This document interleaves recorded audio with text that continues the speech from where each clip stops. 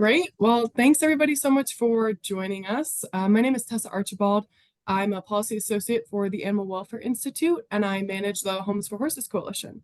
Just a couple things to keep in mind as we get started. Please stay on mute, just so we can hear our speaker clearly. This will be recorded, so if you have to hop off, no worries.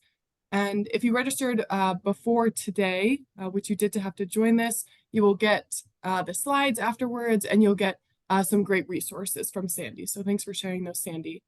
Many of you joining today are members of the Homes for Horses Coalition, but for those who aren't, I'll share a short introduction.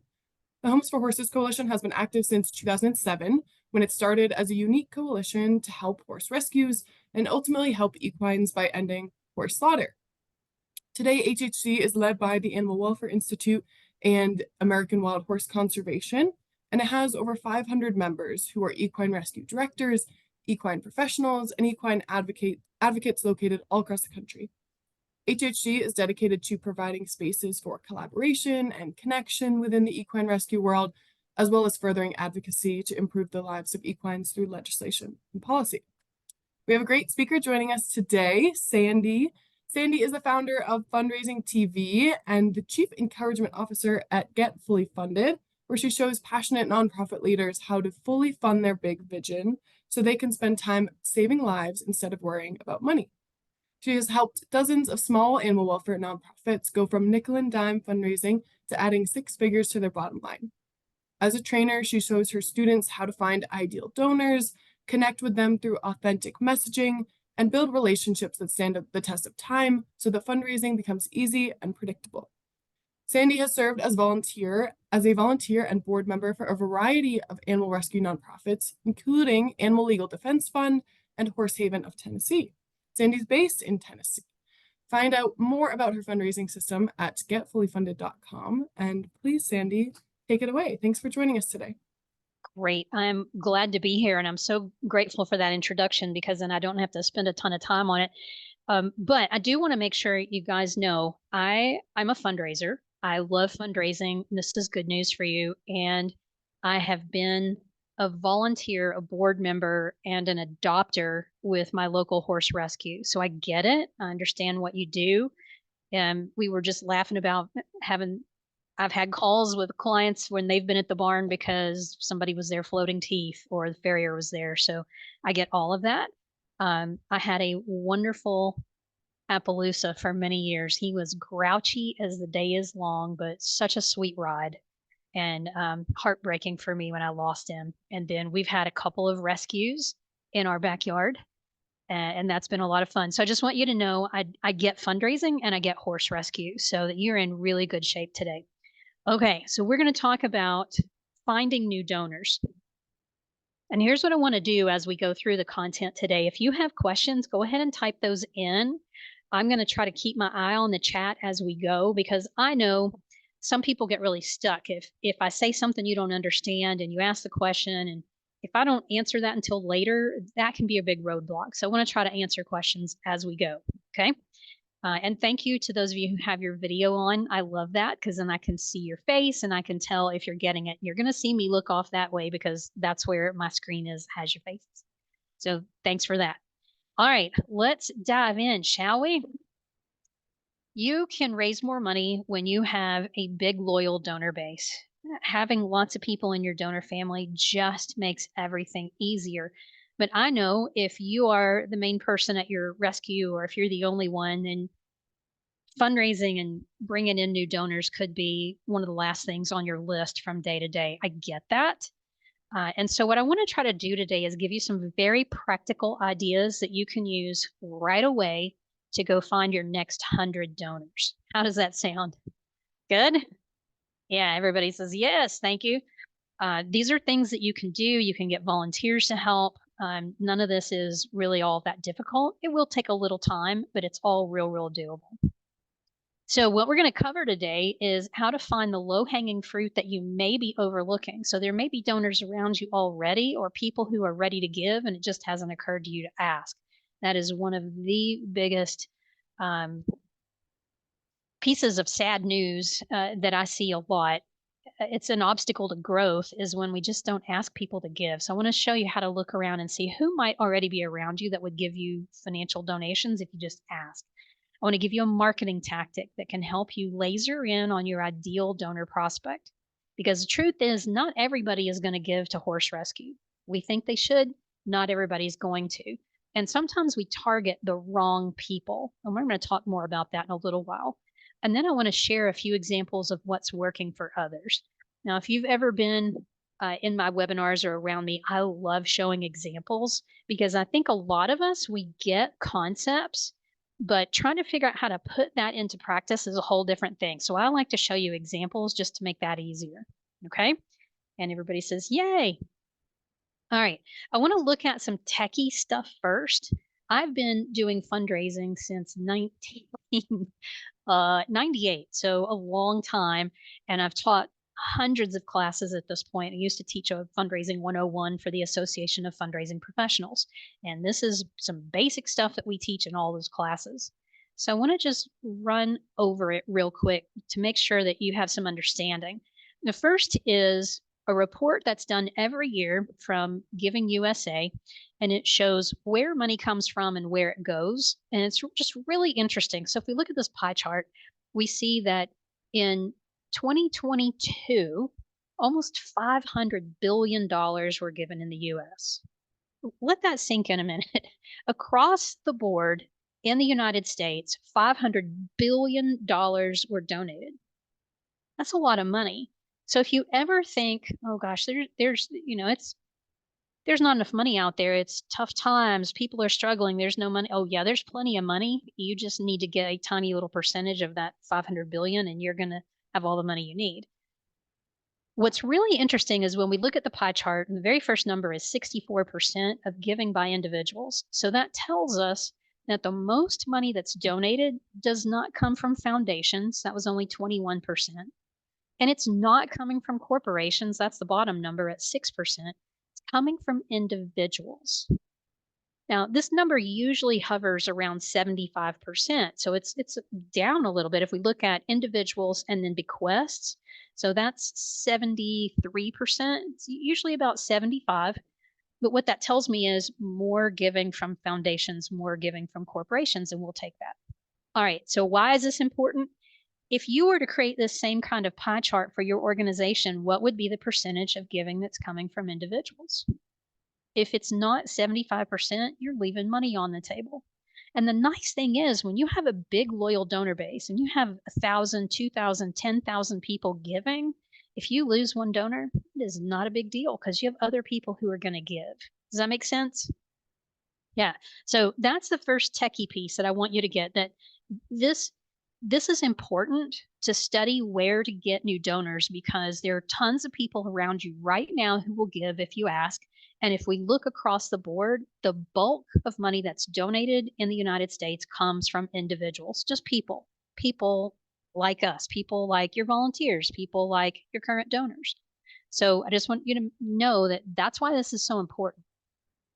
All right, here's another piece that this is even techier than the past slide. And this one shows us the donor pyramid. So there's a couple of things to notice here. So the pyramid is wide at the bottom, narrow at the top. And what that means, that sort of represents the number of people. So at the bottom, the kinds of fundraising you might use to bring people into your sphere are direct mail acquisition or special events, and there may be some other things.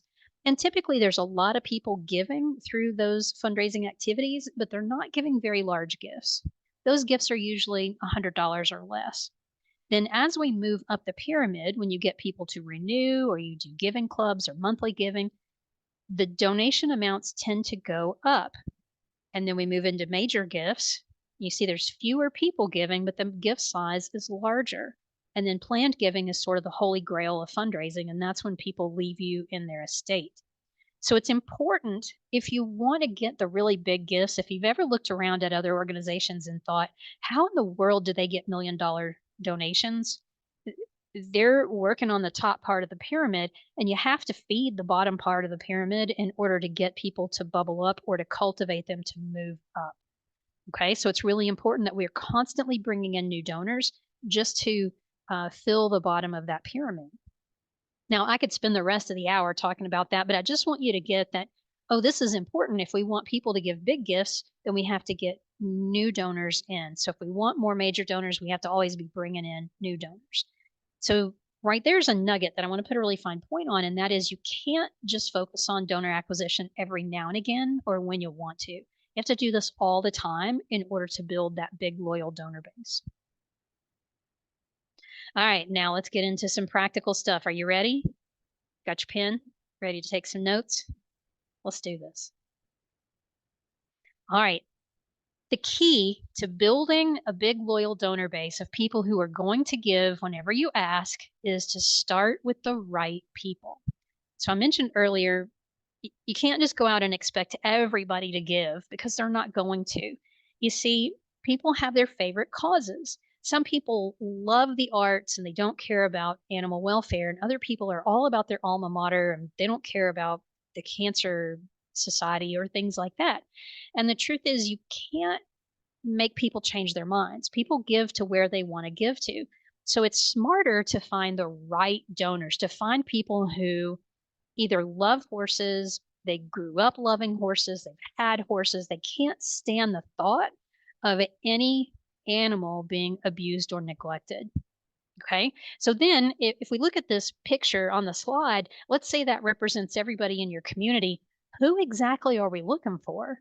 We don't want to talk to everybody. We want to laser in on the right people. So is the right person the woman in the upper left corner, the light blue shirt on, or is it the guy in the bottom right corner with the red jacket? We need to be very clear. Here's the other reason why this is important. How many of you have free time during the day?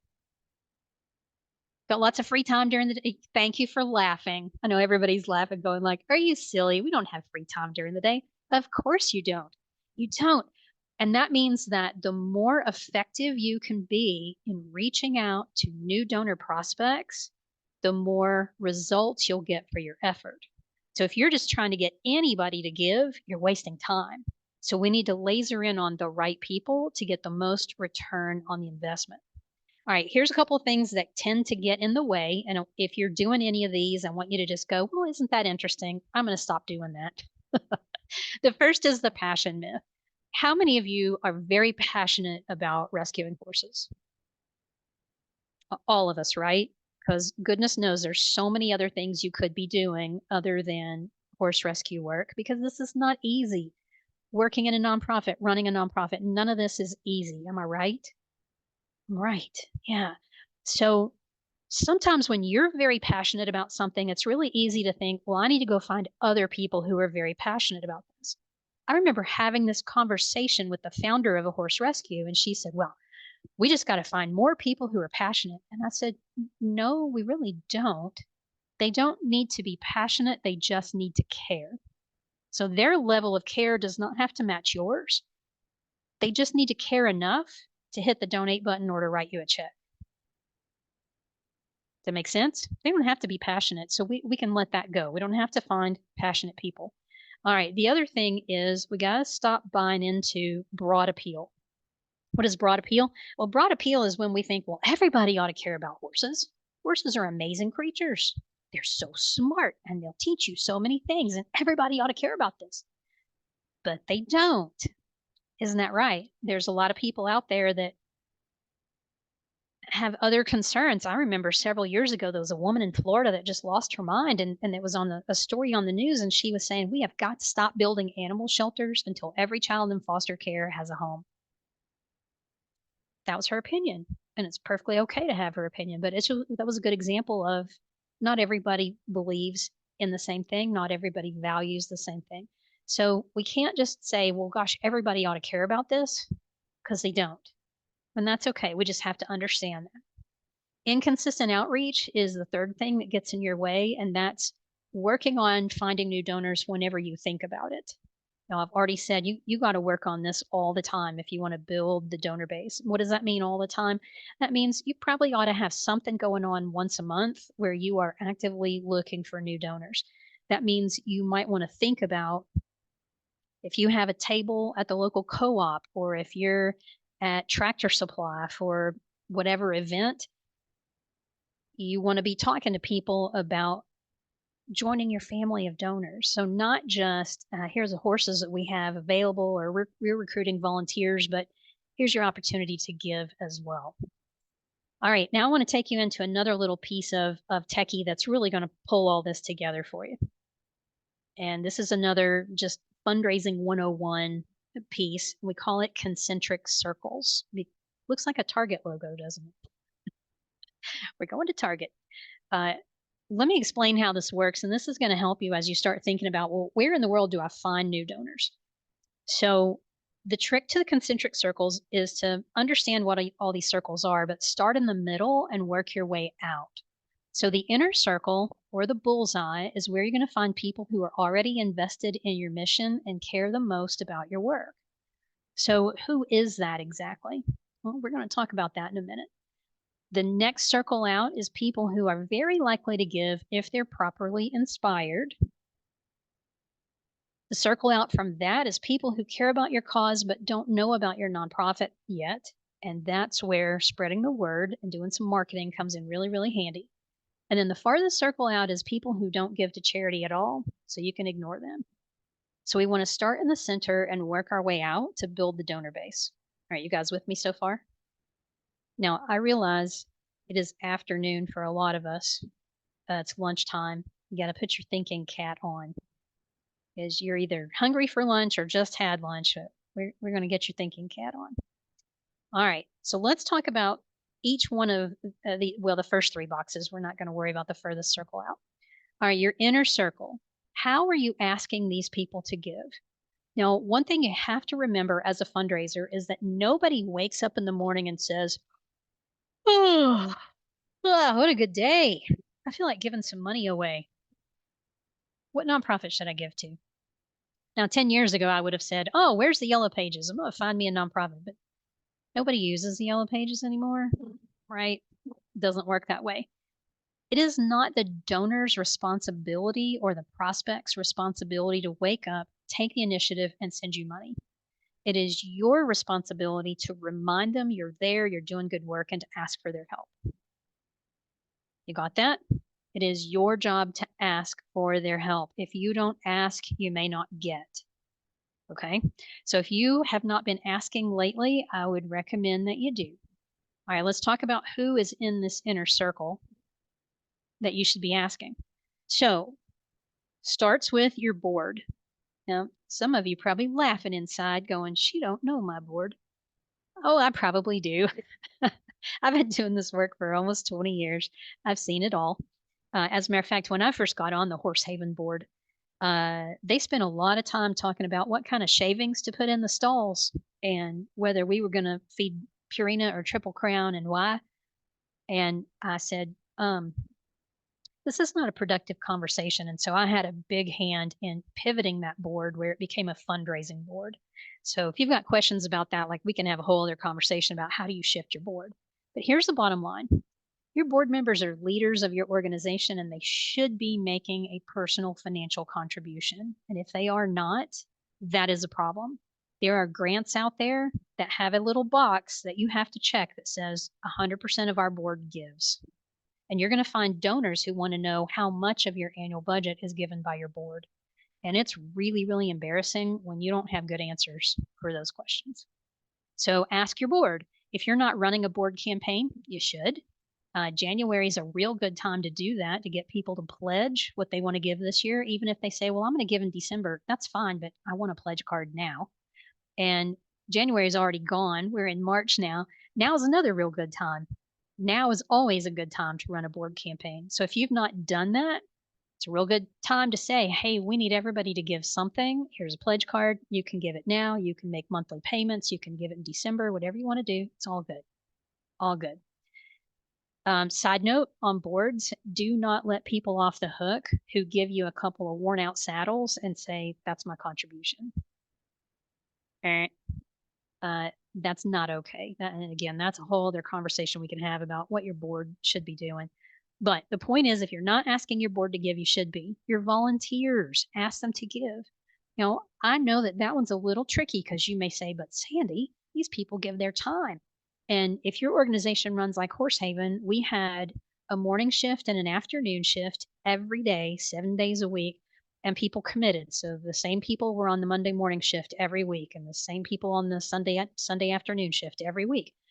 It was about 110 volunteers keeping that place going. Now, that's a lot, and that's a huge commitment. But you know what? If you don't give your volunteers the chance to give, you are making the decision for them. And that's not okay. Because you will have some people, I guarantee you, who will say yes and they will give something because they volunteer and they see firsthand the work that your organization does. They fall in love with specific courses. They want to give towards certain things, and that's fine. The smart thing to do if you're going to ask volunteers to give is to have a way for them to say to you what they prefer to do. So if they say, I give my time and that's what I want to give, great. You need to make sure you've got some kind of way to mark that in your donor management software so that you don't ask them again. And if you have people who do give and they want to become a monthly donor, great, sign them up. So ask your volunteers, let them choose if they want to give or not, and then be sure you keep up with that. If you have staff, it is okay to ask staff to give. You don't want to pressure people to give, but it is okay to say, if you'd like to give, here's a way you can do that because staff also see firsthand what's going on.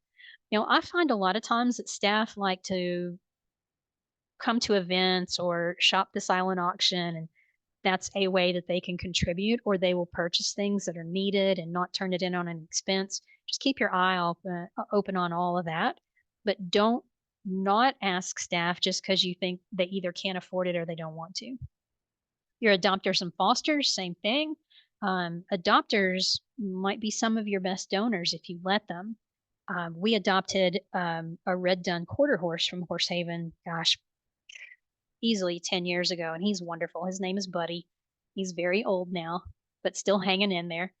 And if they had sent me an appeal, a special appeal on the anniversary of adopting Buddy and said, hey, happy gotcha day, hope Buddy's doing well, I would have sent him a check for $100 and not thought twice about it.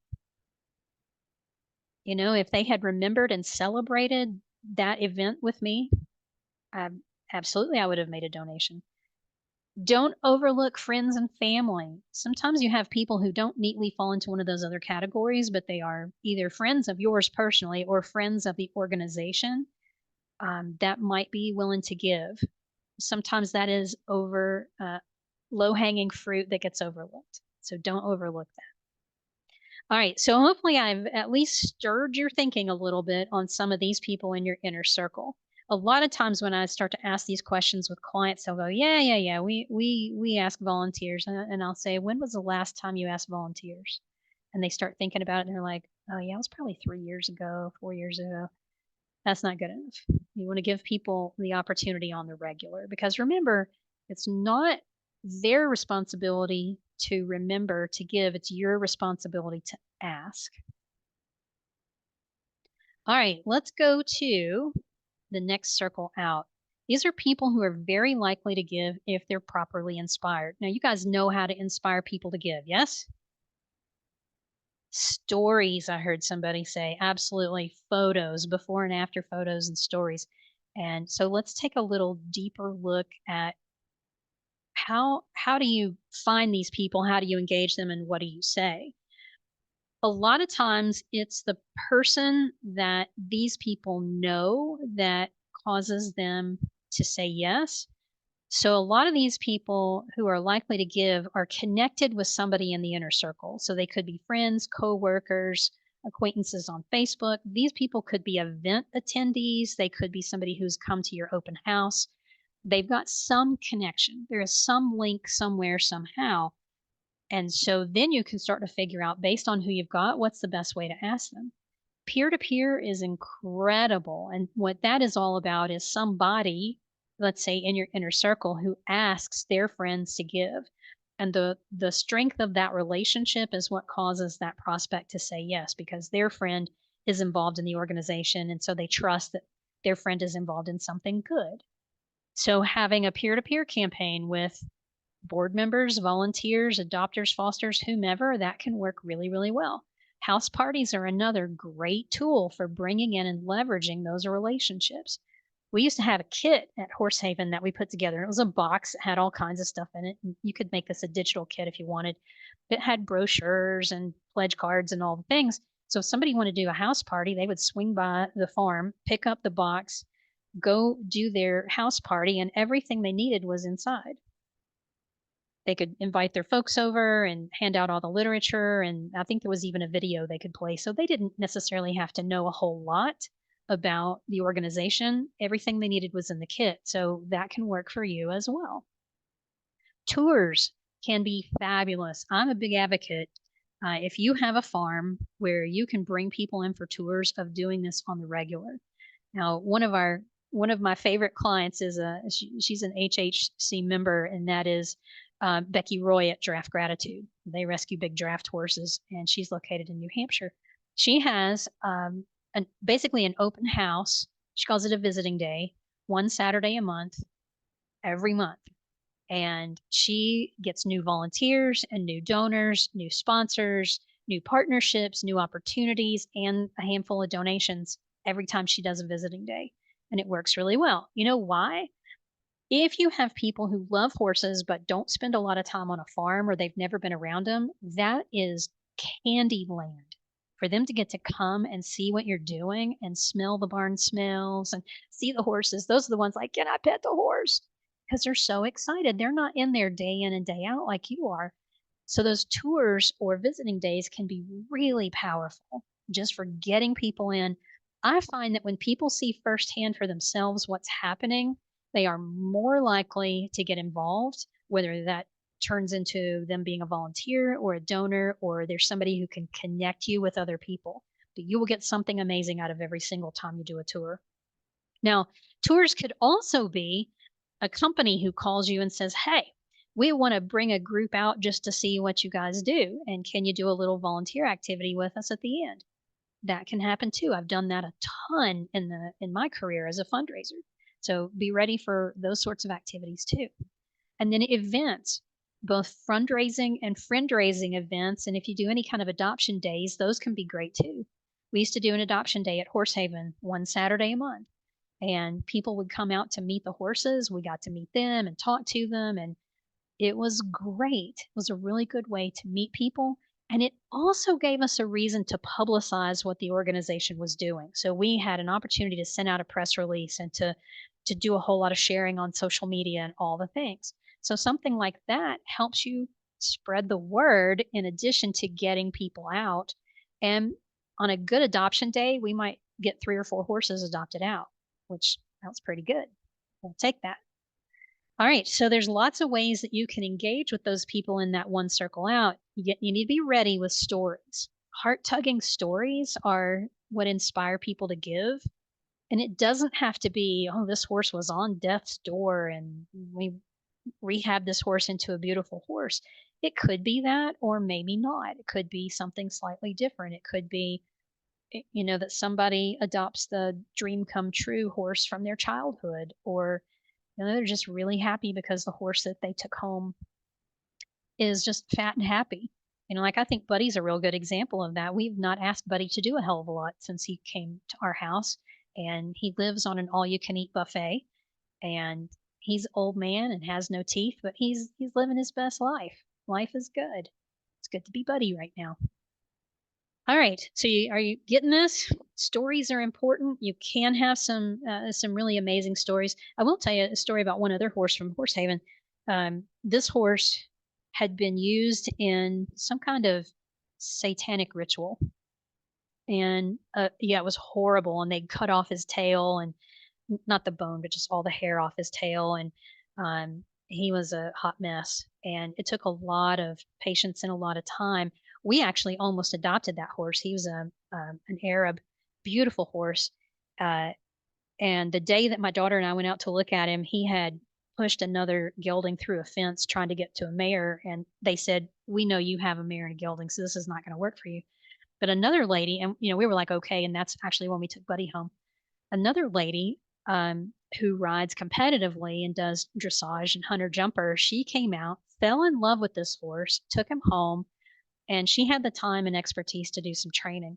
She now takes this horse, his name is Isaac now, and she takes him to Ocala from Tennessee every winter to do more training, and she shows him, and he's won awards. It's a wonderful story. And every time I see her, her name's Teresa. Every time I'm like, "How's Isaac? What's the latest?" And she's always got some amazing story. And I think that's one that Horse Haven has been able to leverage because it is from that like horrific, how in the world does that even happen situation to this is an amazing, beautiful horse. And she loves being able to say he was a rescue. We don't know anything about his pedigree. That's pretty cool. You've got stories like that too. You all do. All right. So that's what can happen in one circle out.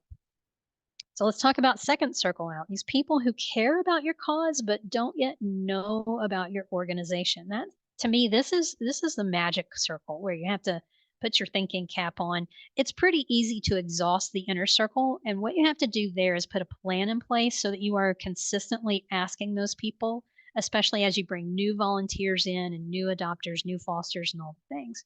And the one circle out, you also have a plan for that so that those activities are happening regularly. You don't have a fundraising plan, that's a whole separate conversation we can have. But this is a circle where you can put your thinking cap on and say, where can we find these people? Who cares about our organization? Who are the people who are most likely to care about horses? All right, let me give you some ideas. So the first is cause-related events and fundraisers. So you could do a fundraiser at the barn. Horse Haven used to do something called Boo at the Barn every year for Halloween. And it was pretty much one of those decorate the stalls, and volunteers were dressed in costume, and people would pay, I don't know, like $25 per carload to come in. Kids would trick or treat, we're giving them candy. And it was a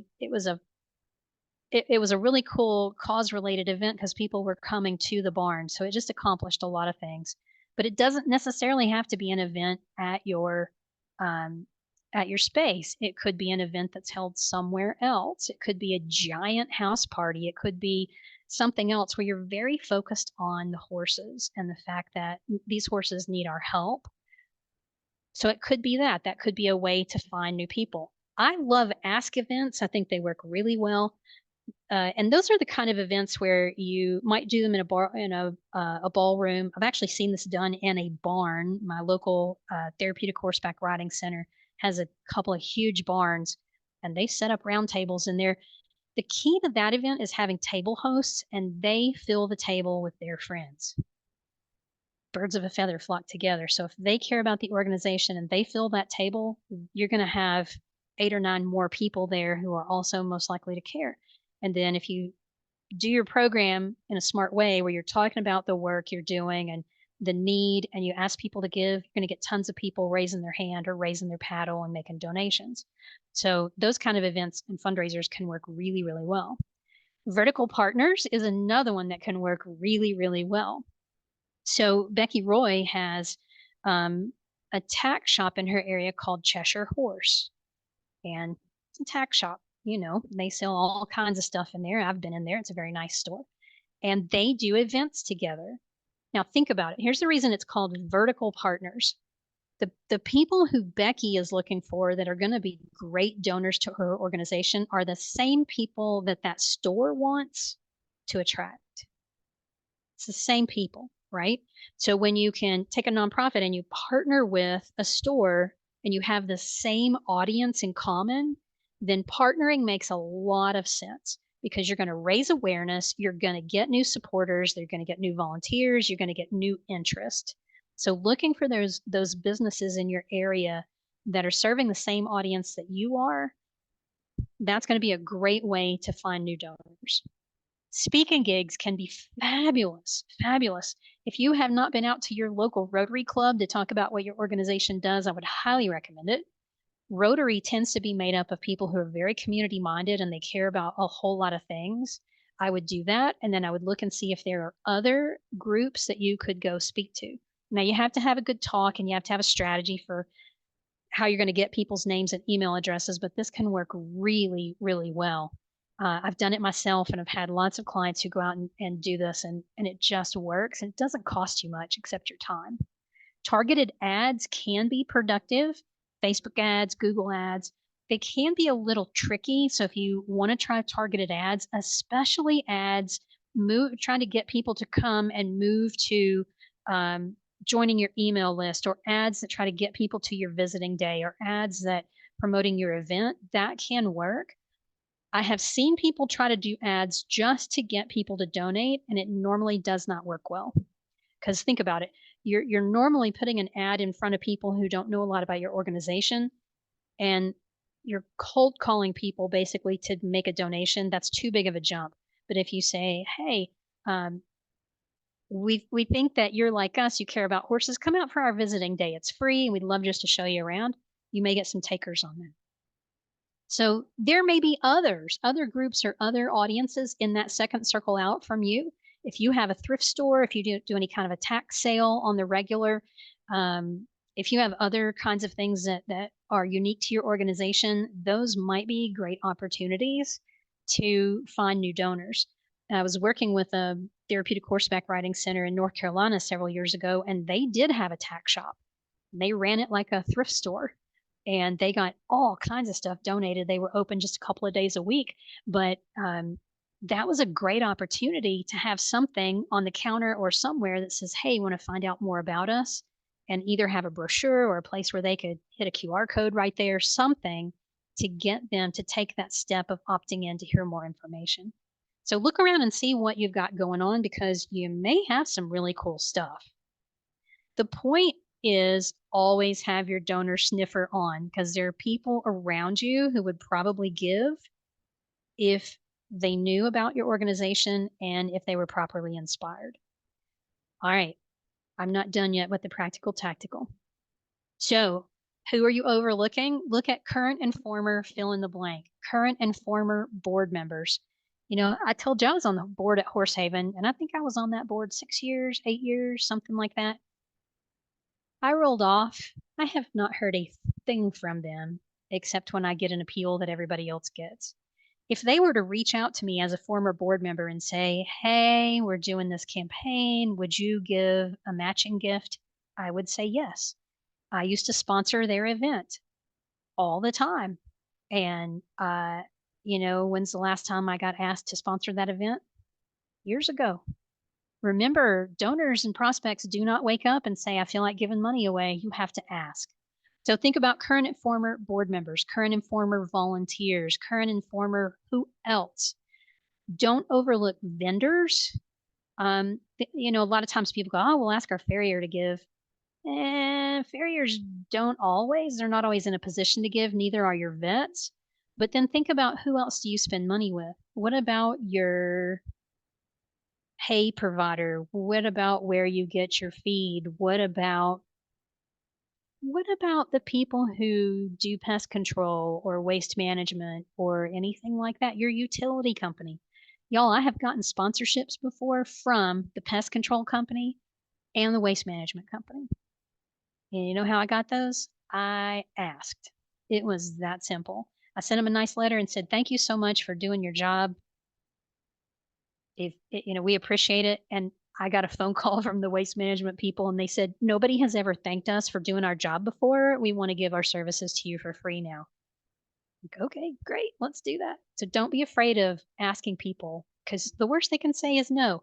That's when you start turning over rocks. Who have we overlooked? So definitely look through QuickBooks, look through your checkbook. Who are you spending money with? Give them the chance to give. The really important thing is to always look for connections. People tend to not give unless they have some connection to your organization, so always look for the connections. All right. When you have connections to people who are your ideal donor, that's when you're really going to start to see people give. So this is just a hardcore marketing tactic. I call it ideal donor prospect. Some people call this an avatar, but I want to teach you this if you don't know it, because it really does work and it makes everything so much easier. So an ideal donor is that person who does care about the work and they're very likely to give. We're just going to think about it in a slightly different way. We want to be able to create an ideal donor profile, and we want to describe the ideal person in terms of demographics and psychographics. Okay. Yeah, this is really nerdy marketing stuff, but it works. All right. In your ideal donor profile, you can actually just kind of run down this list and start answering what you can. If you can't answer every question, it's totally fine. So what I want you to do is just think about some of your best donors. And if you don't know much about them, that's okay. First time I did this, I could think of two ladies and I did not know much about them, but this worked. So it does not have to be real scientific. So you want to think about things like sex. Are they male or female? What about age? Are they of a certain age? Do they value certain kinds of things? What do they value? What's important to them? Then what do they do for fun? If you know, you may or may not know. What about their family? What do you know about family? Do they have grown kids, little kids, no kids, not married? What do you know about them? Maybe they come from a long line of horse people in your community. Maybe you don't know anything about them. Whatever you know is fine. You can jot this all down. Where do they spend their time? So, what kind of work do they do? What do they do when they're not working? Where do they spend their money? Do they have favorite stores? Do they always shop at the tax store and buy the best, or are they at Tractor Supply getting a good deal? So, what are their likes and what are their interests? And the more you can jot down about the donors you know, the more you can spot trends. And that's what you're looking for. When you start to see the trends, then you know where to go find more people just like them easily and in large numbers. Okay. Now, how would you like it if I gave you the ideal donor profile for most horse rescue? That'd be cool?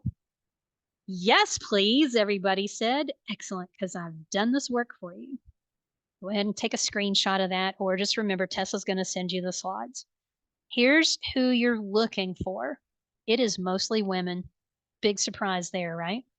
Do you have men who are volunteers or men who are donors? Absolutely, you do, but it's mostly women. If it's a couple, it's probably her making the decision.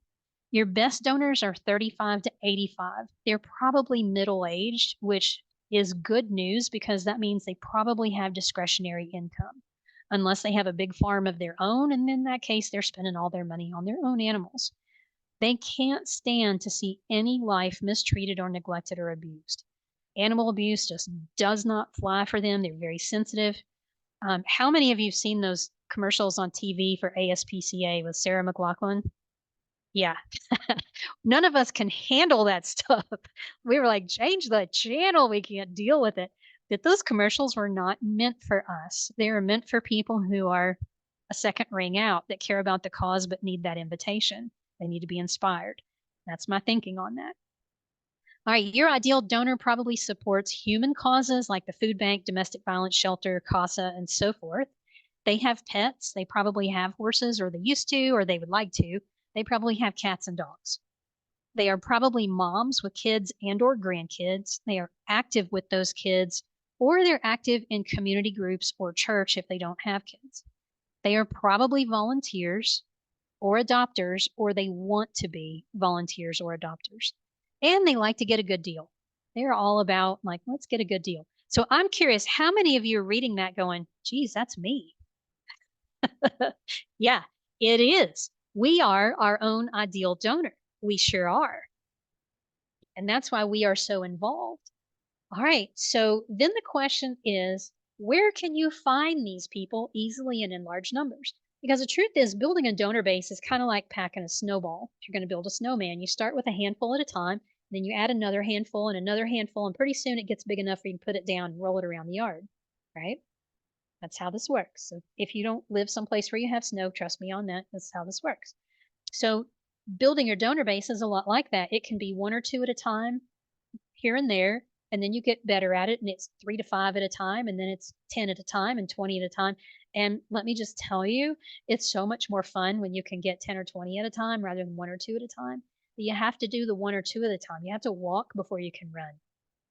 So if you start doing this and you're only getting new donors one or two at a time, you are right on track. That is totally normal. That's how this builds. Keep going. All right, let's make this even easier, shall we? Because we need to talk about where exactly can you find people, because I want to give you ideas. I'm sure you're like, okay, I get this so far. Ideal donor profile. This makes good sense to me, but what does that mean exactly? Well, it could be groups that you gather. So if you're looking for groups of ideal donors, and again, remember tours, visiting days, those are great ways to gather ideal donor prospects. 10 or 20 at a time.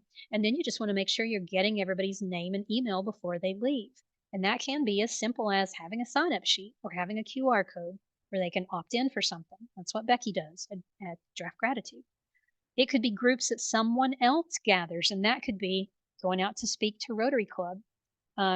Becky actually went to a big, I'm going to call it a trade show because I can't think of what the right word would be. If you're in the New England area, you're probably familiar with Equine Affair. So they did, they did for the first time this past fall a booth at Equine Affair, and I helped her plan it. It was so much fun of what's going to be at the booth and how are we going to get people's information.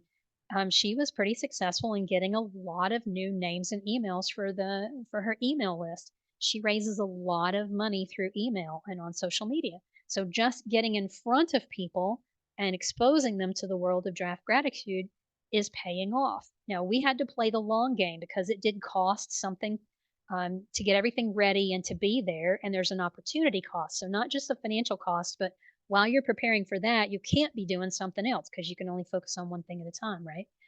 But we played the long game. We said, well, gosh, if we can get X number of new people on the email list, and if the numbers hold true based on the current list of how many donors normally give and the average gift size and so forth, here's how much you should get in donations from every 100 new people you add to the list. So we went into it with that mindset.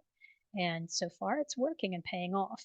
So that's a group that someone else is gathering. Don't forget about social media. She has picked up so many donors from Facebook. It is not even funny. She called me one day and she says, I just got a $2,500 donation from a woman in Seattle. She says, I don't know how that happened. And I just laughed with her. I said, you're doing a good job on Facebook of showing video and telling stories, and people like that. And this woman has been following her and just dropped this huge donation, which works for her. So let me slide sideways for a second. I'll give you a ninja tip that I gave her, and it really worked. I told her, and this was years ago, I said, video, friend, you need to be doing more video. And she says, I don't want to be on camera. I said, that's fine. You don't have to be on camera. Here's what I want you to do. So she has draft horses, and there's usually only about a dozen there at her property at a time. And she'll go out and open a paddock gate, and they just kind of lumber in. You know what I'm talking about? They're just doing their thing, and they come into the barn. They go right where they're going to eat. I said, turn your video on and just talk about the horses that are coming in and name them. And people will eat this up. So she would do like 15 or 20-second videos of these horses, some of them plodding in, some of them running because it's dinner time. And she'd throw that on Facebook. And she would get like 600 views in 24 hours. It was crazy, crazy. So if you're not doing that, you should. People love to see firsthand. And then you can do some brainstorming about where else you can find people. All right, so I've given you a lot of ideas, yes? You want to see some examples? Yes, let's look at some good examples of what's working now. Now I've got some horse examples, but this is not one. I want to share this though, because it works so beautifully. So we work with this organization called A Future for Every Child, and they're based in California, but their work is done in India. So they're helping kids who are basically being kicked out of orphanages because they're aging out. When they get to be 18, they just say, there's the door, we'll see you. Good luck. So they're helping those kids become successful adults. And during COVID, we did all their events via Zoom because COVID, right? We kind of had to. So year before last, they went back to an in-person event, and they had a lot of people who didn't want to come because of COVID. So they did the in-person event. It was very successful. It was kind of a mix between a party and an ask event. They raised a lot of money, more than they had thought they could raise. And then 2 weeks later, they did a free Zoom event. And the speaker that they had was this woman who works in the space program, and she's Indian. And they were able to get more people to come to the Zoom event. So people who didn't want to be in person, they came. And people were bringing friends. And the long and short of it is they raised another like $20,000 from this Zoom event. It was crazy town. And I've done Zoom as a hybrid with a lot of folks, and that can work really well too. So don't say, oh, Zoom, can't raise money with Zoom. Yeah, you can. You can actually raise a lot of money with Zoom. All right, let me show you a couple of horse examples.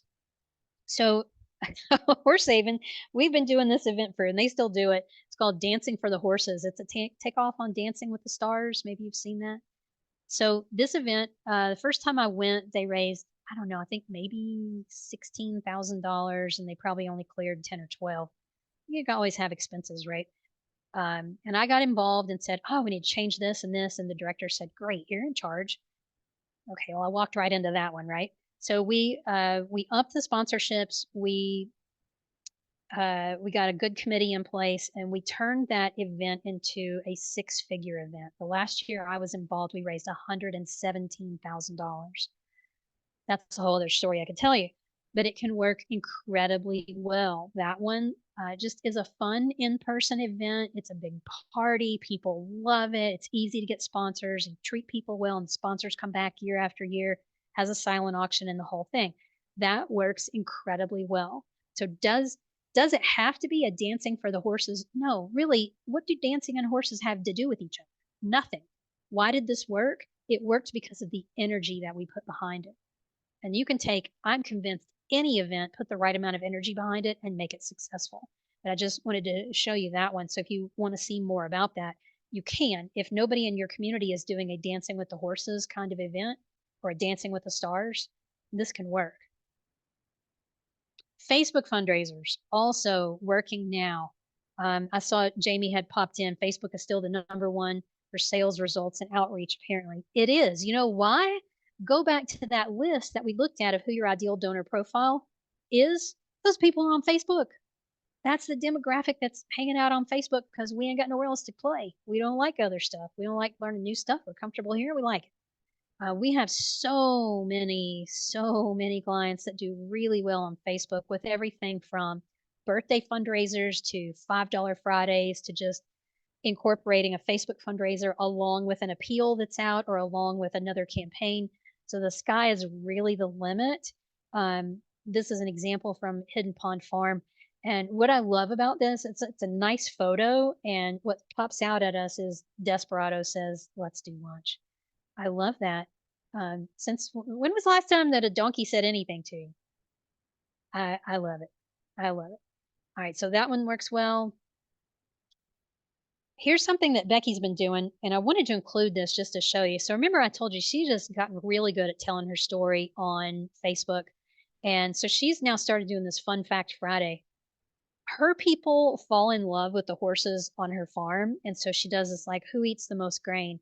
You might be surprised it's not Mighty Mike and it's not Pistol Pete, blah blah. And so she goes on to tell the story. So the way that she shares information, people feel like they're part of the family. They feel like they're on the inside, and that can set the stage then for the next time that she does a Facebook fundraiser for it to be amazingly successful. So be sure when you're not asking that you're sharing something fun that people want to know about. It really does make a difference. There's so many other examples that I could share with you, but I wanted to just show you a few things. So I've got a couple of resources for you. The first is you may be thinking, well, how many new donors do I need? I've got an answer for you. If you don't have 1,000, try to get to at least 1,000. There is some magic that happens when you have at least 1,000 donors. And I'm talking about 1,000 people who are going to give this year, not just names on your list, active donors. If you don't have 1,000, work toward that. If 1,000 seems really overwhelming, focus on the next 100. Do it in small chunks to take the overwhelm out. If you already have 1,000, add 1,000 more. If you have 10,000, keep adding because I promise you, everybody who's either here live or listening to the recording does not have enough donors. And the more you have, the more money you can raise, the more good you can do. And if you want to, we actually have a calculator on our website that you can go plug a couple of numbers in and it will tell you how many new donors you need to work toward this year. Because I'm just that nerdy that I figured out the math of how to calculate that for you. All right. So there you go. You should have a goal in mind then. Either let's get to 1,000, let's add another 1,000, or let's just add another 100. Whatever works best for you right now. Set a goal and then start working on it. So I want to challenge you to go figure out where can you find 10 new donors in the next week. If 10 seems daunting, get one.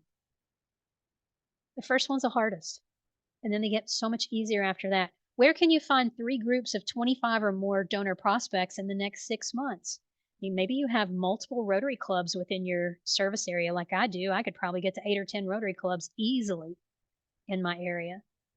Figure out where you can go find groups of people to do some kind of speaking gig or outreach, or maybe you say, you know what, I'm just going to start doing a visiting day once a month, and that's going to get my groups of people together. That's great. Map out a plan for how you're going to do donor acquisition. So once you know how many donors, you've got all these ideas that you can pick and choose from, and map out your plan so that you can reach your donor acquisition and get the number of new donors in that you want so that you can raise more money.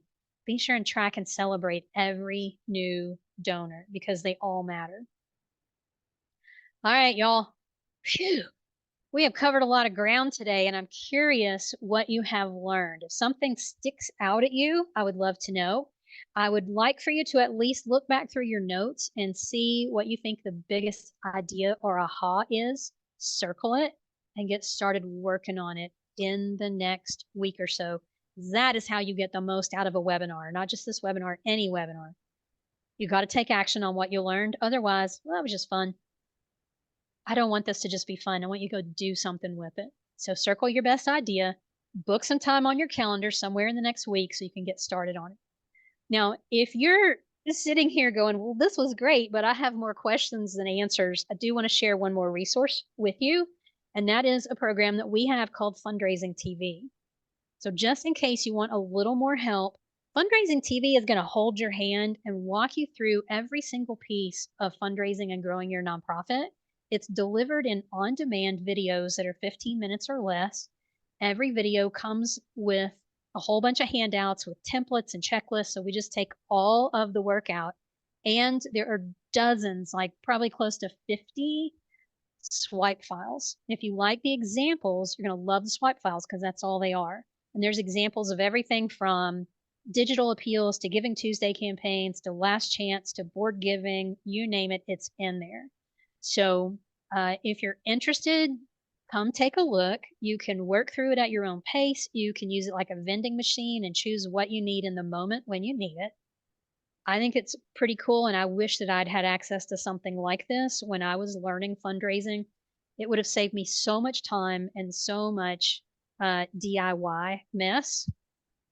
And we do have, because you guys are saving horses and you know that's near and dear to my heart, we do have a special for you. And this is normally $47 a month. And because you're here and you care about horses and I want to help you, it's only $25 for the first month.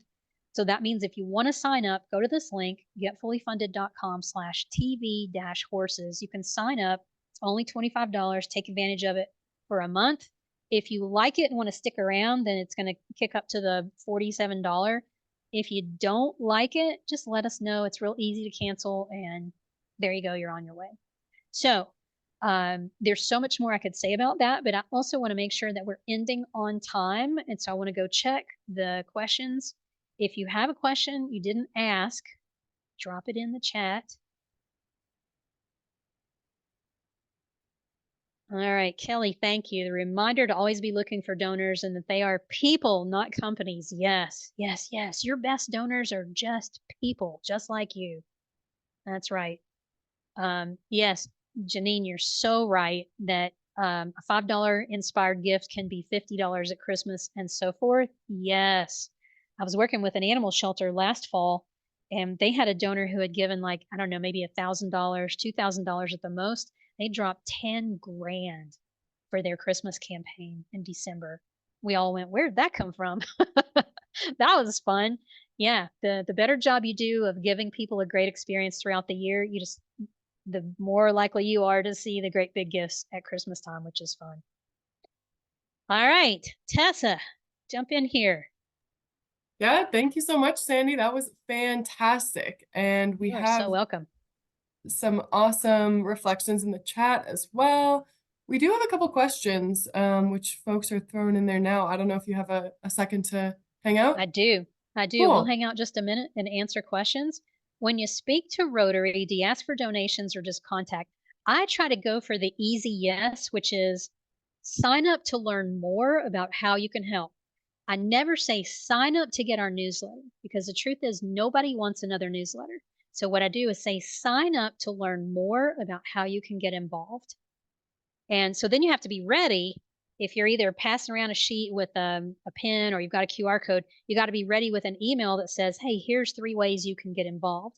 And that's really not that hard to do because people could become a volunteer, they could become a donor, they could, I don't know, connect you with other places where you can speak.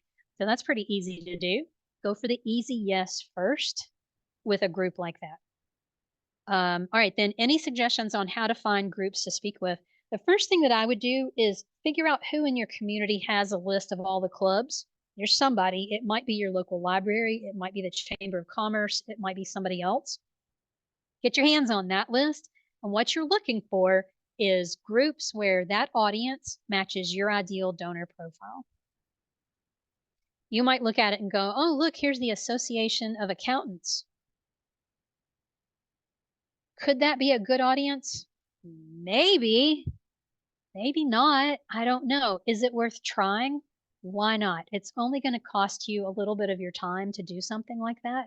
I have spoken to the Architects Association, the HR Association. I've spoken to the financial managers in town. Sometimes I get wins out of those and sometimes not. If I go talk to a group and I really don't get anything out of it, I at least got practice presenting my talk. And that's okay. I'll take that. I'll take it all day long. Don't overlook church groups. There are churches, I think it's a Lutheran church that does a blessing of the animals regularly. You might find like a women's group or a senior group or something within that church that might be fantastic for you to go talk to. So sometimes it's just about being a detective and looking around to see what's available in your area. Now, sometimes it's really easy to think, oh gosh, we need to go speak to the 4-H club, or we need to find like all the professional horse people in town. I have actually not done really well with the professional horse people in town, nor those that do rodeos. We found, maybe you found this too, at Horse Haven, folks who were doing rodeos were not necessarily treating their animals as well as we would like. So there's a thing that may be different in your area.